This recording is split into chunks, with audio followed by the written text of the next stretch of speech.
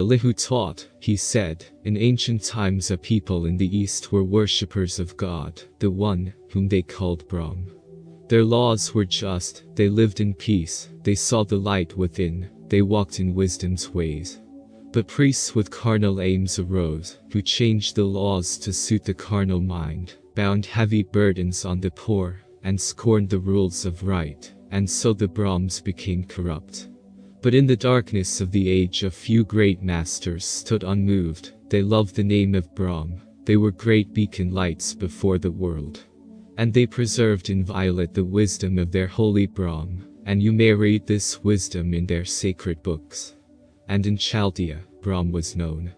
A pious Brahm named Terah lived in Ur. His son was so devoted to the Brahmic faith that he was called Abram, and he was set apart to be the father of the Hebrew race.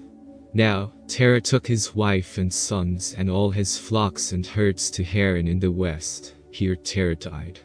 And Abram took the flocks and herds, and with his kindred journeyed farther west, and when he reached the oaks of Moreh in the land of Canaan, he pitched his tents and there abode. A famine swept the land, and Abram took his kindred and his flocks and herds and came to Egypt, and in these fertile plains of Zoan pitched his tent, and he abode. And men still mark the place where Abram lived. Across the plain. You ask why Abram came to Egypt land. This is the cradle land of the initiate, all secret things belong to Egypt land, and this is why the masters come.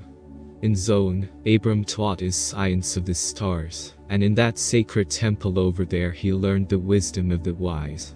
And when his lessons all were learned, he took his kindred and his flocks and herds, and journeyed back to Canaan, and in the plains of Mamre pitched his tent, and there he lived, and there he died.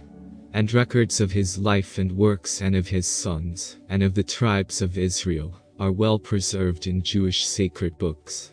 In Persia, Brahm was known and feared. Men saw him as the one, the causeless cause of all that is, and he was sacred unto them, as touted the dwellers of the farther east. The people lived in peace, and justice ruled. But, as in other lands, in Persia priests arose imbued with self and self-desires, who outraged force, intelligence, and love. Religion grew corrupt, and birds and beasts and creeping things were set apart as gods. In course of time a lofty soul, whom men called Zarathustra, came in flesh. He saw the causeless spirit, high and lifted up, he saw the weakness of all man-appointed gods. He spoke and all of Persia heard, and when he said, one God, one people and one shrine, the altars of the idols fell, and Persia was redeemed.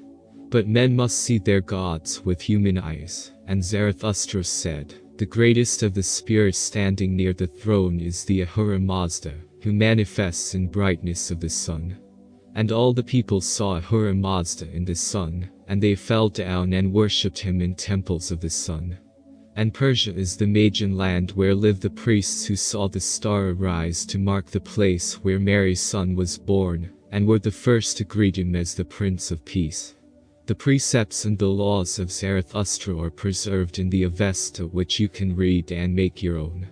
But you must know that words are not till they are made alive, until the lessons they contain become a part of head and heart. Now truth is one, but no one knows the truth until he is the truth. It is recorded in an ancient book. Truth is the leavening power of God, it can transmute the all of life into itself. And when the all of life is truth, then man is truth.